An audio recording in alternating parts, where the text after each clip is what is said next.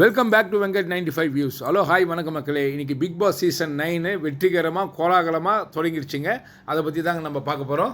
ஆமாங்க, நம்மளோட சப்ஸ்கிரைபர்ஸ் எல்லாருக்கும் நாங்கள் எங்களுடைய வணக்கங்களை சொல்லியிருக்கிறோம். உங்களை மீட் பண்ணுறதுல எங்களுக்கு ரொம்ப ஹாப்பியாக நாங்கள் ஃபீல் பண்ணுறோம். என்னன்னு பார்த்தீங்கன்னா, இந்த பிக் பாஸ் மூலமாக தான் நம்ம இதுக்குள்ளே நடக்கிற விஷயங்களை பற்றி நம்ம உங்ககிட்ட ஷேர் பண்ணுறோம். நீங்கள் அதை புரிஞ்சுக்கிட்டு அதுக்கேற்ற மாதிரி நீங்கள் கமெண்ட்ஸில் பேசும்போது எல்லாருமே அந்த பேசிக்கிற அந்த வாய்ப்புகளை நம்மளுக்கு கிடைக்கிதுன்னு வச்சுக்கோங்களேன்.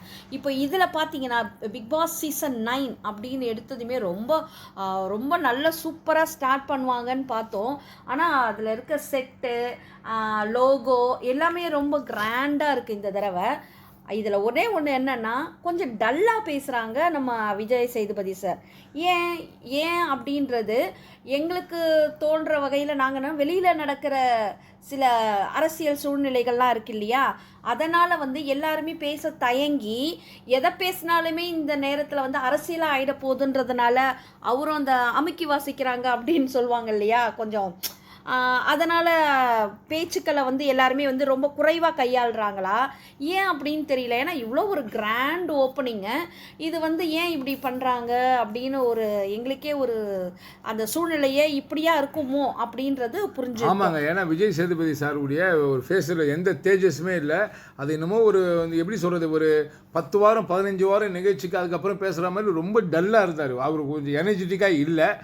பட் என்ன ரீசன் நம்ம போக போக கண்டுபிடிச்சிடலாம். இதில் பார்த்தீங்கன்னா வீடை சூப்பராக பண்ணியிருக்கிறாங்க. அதில் ஒரு டீலக்ஸ் ரூமாக ஒன்று மாற்றிருக்கிறாங்க. அது ரொம்ப லக்ஸரியாக இருக்குது. இந்த மாடலு உள்ளே வெளியே ஸ்விம்மிங் பூலு உள்ளே என்ன பண்ணி. ஆமாம், இந்த தடவை ரொம்ப டிஃப்ரெண்ட்டாக இருக்குது. அதாவது ரொம்ப ஹெவியாக போட்டிருக்காங்க. ரொம்ப என்ன சொல்கிறது, நம்ம டிஆர் ராஜேந்தரோட சாரோட செட்டுலாம் பார்ப்போம் இல்லையா படத்தில், அது மாதிரி இருக்குங்க. ரொம்ப ரொம்ப கிராண்டாக இருக்குது. அது எப்படி சொல்கிறதுனே தெரியல.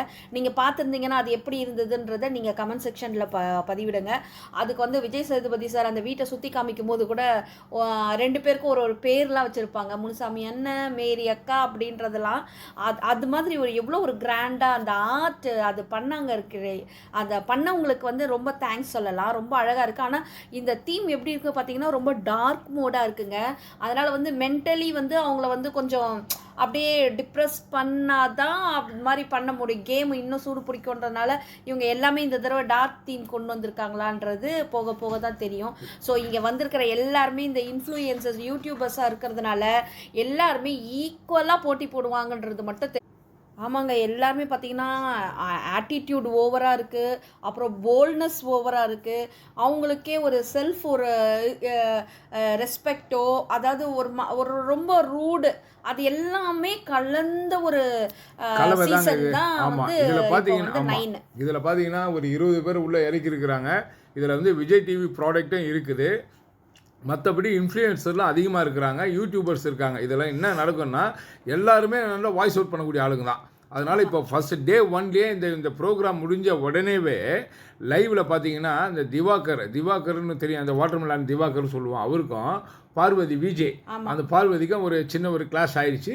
அது அப்படியே சர்ன்னு ஏன்னா பாருங்க, இப்போ இவங்க எல்லாருமே எல்லாருக்குமே யூடியூப்ல இருக்கிறதுனால, சீரியல்ல இருக்கிறதுனால இவங்களுக்கு எல்லாருக்குமே அந்த கேமரா கான்ஷியஸ் நல்ல பட்டவர்த்தனமாக, அதாவது வெளிப்படையாகவே நல்லா எல்லாருக்குமே தெரிஞ்சிருக்கிறதுனால ஃபர்ஸ்ட்லேயே சபரி ஆகட்டும், கண்ணின்றவங்களாகட்டும், அவங்க போயிட்டு என்ன பண்ணுறாங்க, கிச்சனில் அவங்களோட வாய்ஸ் அவுட் பண்ணி கேமராவோட அட்டென்ஷனை அவங்க திருப்புறாங்க. இதில் பார்த்தீங்கன்னா 2 ரூமாக பிரிச்சிருக்காங்க. நல்லா சூப்பராக இருக்குது. ஒன்று ஆர்டினரியாக இருக்குது, ஒன்று சூப்பர். அந்த ரெட்டு அந்த பேட்ச் கொடுத்தா இல்லையா, ரெட்டு ஒன்று ப்ளூ நிறைய கம்மியாக இருக்கிறதுனால அவங்களாம் டீலக்ஸ் ரூம் போயிட்டாங்க. ரெட்டு ஆமாம் சூப்பர் டீலக்ஸ்னு சொல்லலாம். நல்லா லக்ஸரியாக சூப்பராக 5 ஸ்டார் ஹோட்டல் மாதிரி. பாருங்களேன், ஸ்விம்மிங் பூல் இந்த தடவை செட் பண்ணியிருக்காங்க.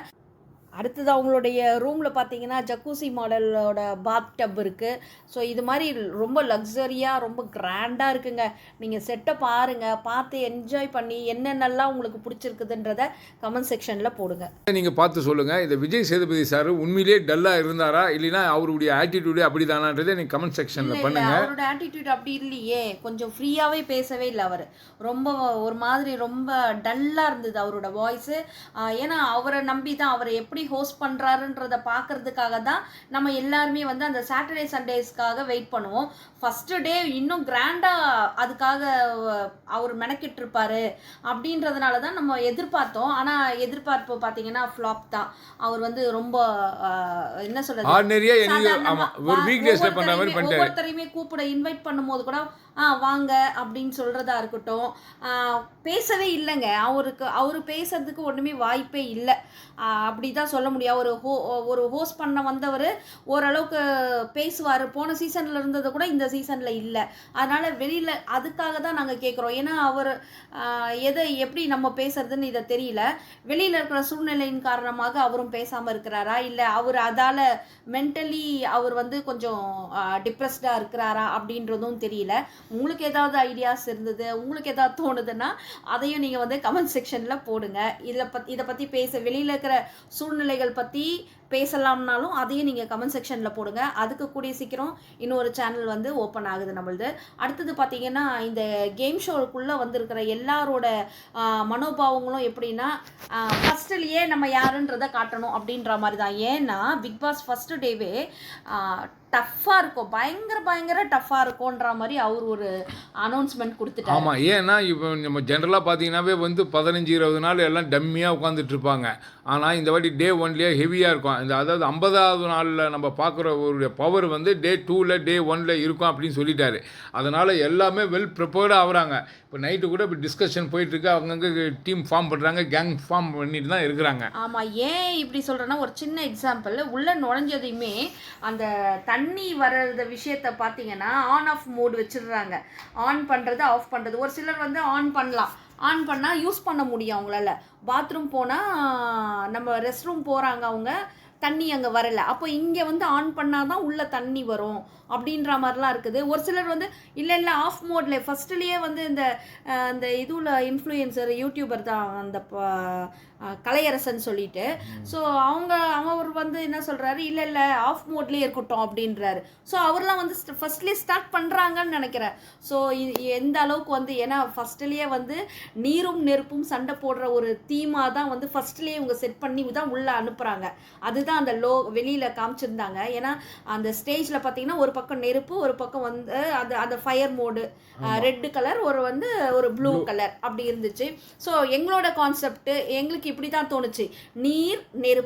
நீரும் நெருப்பும் மோதிக்கொள்கிற ஒரு சில விஷயங்களை தான் நம்ம இந்த பிக் பாஸ் 9க்குள்ளே நம்ம பார்க்க போகிறோன்றது எங்களுடைய இதுவாக இருக்குது.